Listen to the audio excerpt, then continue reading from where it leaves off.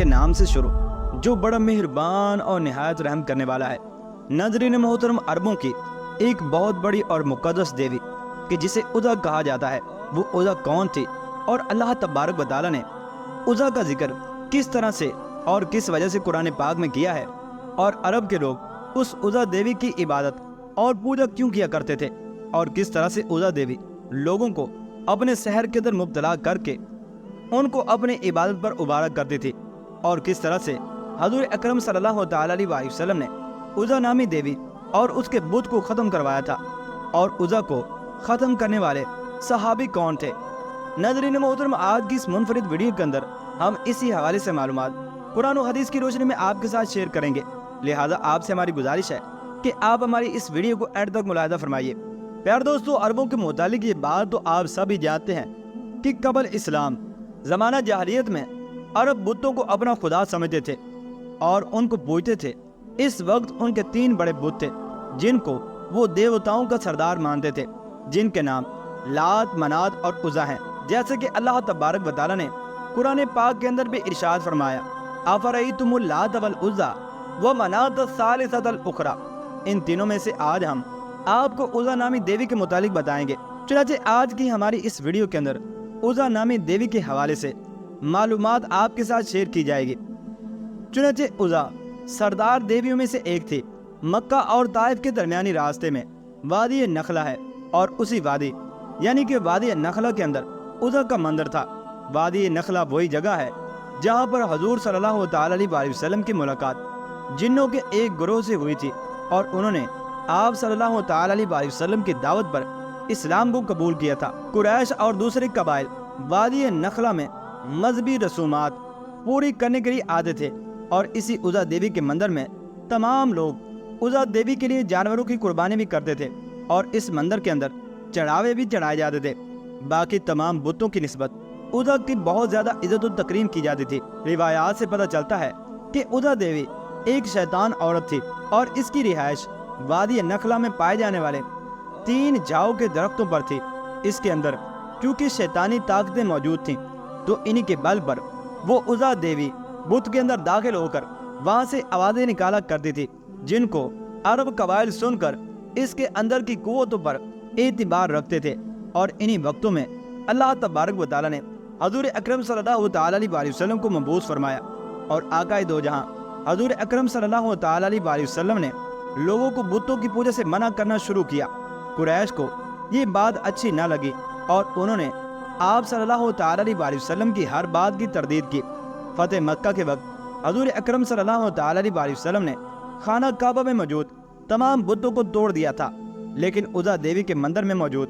بت اس وقت تک وہاں پر سلامت تھا۔ اس کے ماننے والے عقیدت مند اس کی پوجا اسی زور و شور سے کر رہے تھے۔ چنانچہ عزا دیوی کے بت کو توڑنے کے لیے حضور اکرم صلی اللہ تعالیٰ علیہ وسلم نے حضرت خالد بن ولید رضی اللہ تعالیٰ عنہ کو، کہ جن کو سیف اللہ کا خطاب بھی دیا جاتا ہے، منتخب فرمایا، اور حضرت خالد بن ولید رضی اللہ تعالیٰ عنہ 3 گھوڑ سواروں کے ہمراہ وادی نخلہ کی طرف روانہ ہوئے،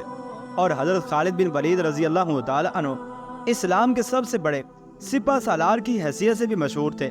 حضرت خالد بن ولید رضی اللہ تعالیٰ عنہ نے 125 جنگوں میں حصہ لیا، اور کسی ایک جنگ میں بھی آپ نے کبھی شکست نہیں کھائی۔ یہ حضرت خالد بن ولید رضی اللہ تعالیٰ عنہ ہی تھے جنہوں نے کیسر و کسریٰ جیسی بڑی بڑی سلطنتوں کو تباہ و برباد کر کے مدینہ جیسی چھوٹی ریاست کو عالمی ریاست کا درجہ دیا۔ لیکن اس بار حضرت خالد بن ولید رضی اللہ تعالیٰ عنہ جس قوت سے برسر پیکار ہونے جا رہے تھے، اس شیطانی قوت کی حقیقت صرف اللہ عز و جل یا اللہ کے نبی حضور اکرم صلی اللہ تعالیٰ علیہ وسلم ہی جانتے تھے۔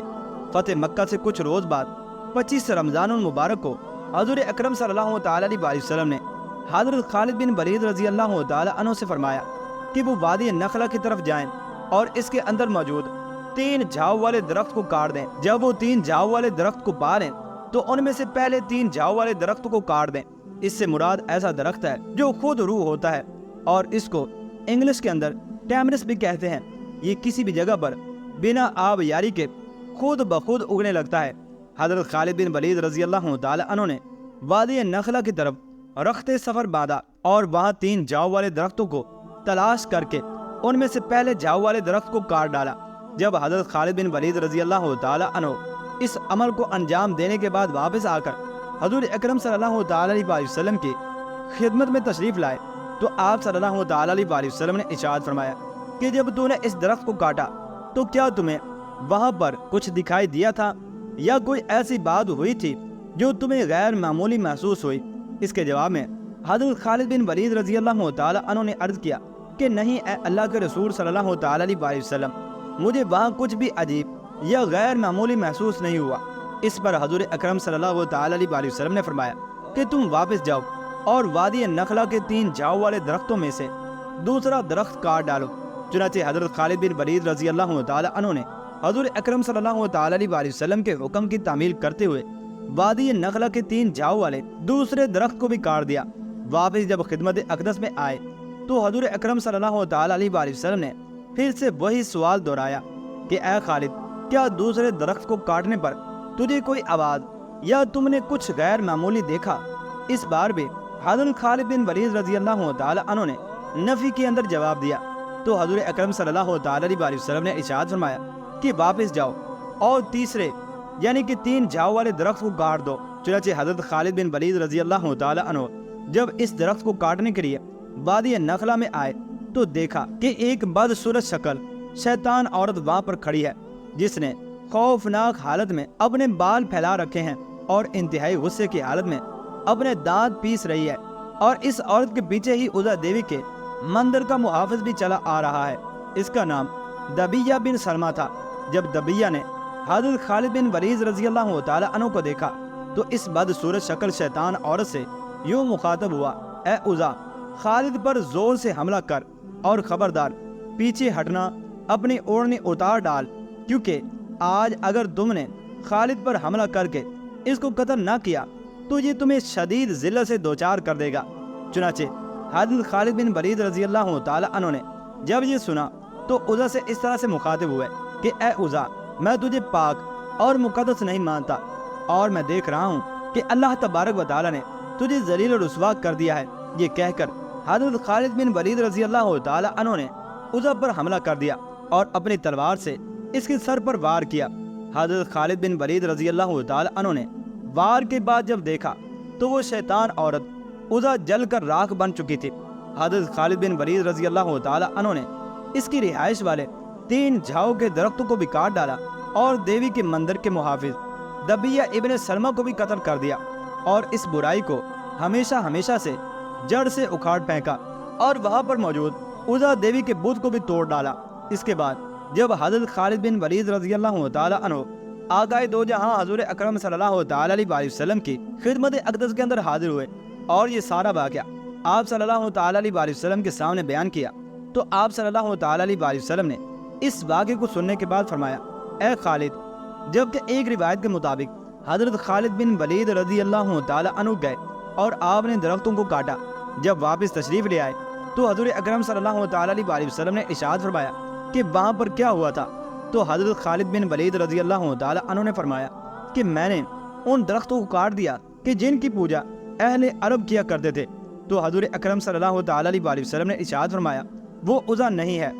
جس پر حضرت خالد بن ولید رضی اللہ تعالی عنہ واپس تشریف لائے تو آپ نے دیکھا وہ واقعی عزا نہیں تھی، بلکہ وہ تو درخت تھے کہ جن کی پوجا لوگ کیا کرتے تھے، اور عزا کا بت اور مندر اندر موجود تھا۔ چنانچہ حضرت خالد بن ولید رضی اللہ تعالی عنہ جب اندر داخل ہوئے تو ایک کالی بجنگ بدصورت اور اپنے بالوں کو بکھیرے ہوئے ایک عورت چیخو پکار کر رہی تھی، اور اس نے دیکھتے ہی حضرت خالد بن ولید رضی اللہ تعالی عنہ پر جب حملہ کرنا چاہا تو آپ نے اپنے سیف اللہ کے ایک وار کے ساتھ اس کی گردن کو تن سے جدا کر دیا، اور یوں حضرت خالد بن ولید رضی اللہ تعالی عنہ نے عزا دیوی کے بت کو توڑ دیا۔ اور اس کے بعد آپ واپس تشریف لائے اور سارا واقعہ حضور صلی اللہ تعالی علیہ وسلم کی خدمت اقدس کے اندر بیان کیا تو آپ صلی اللہ تعالی علیہ وسلم نے ارشاد فرمایا، ہاں وہ عورت ہی عزا تھی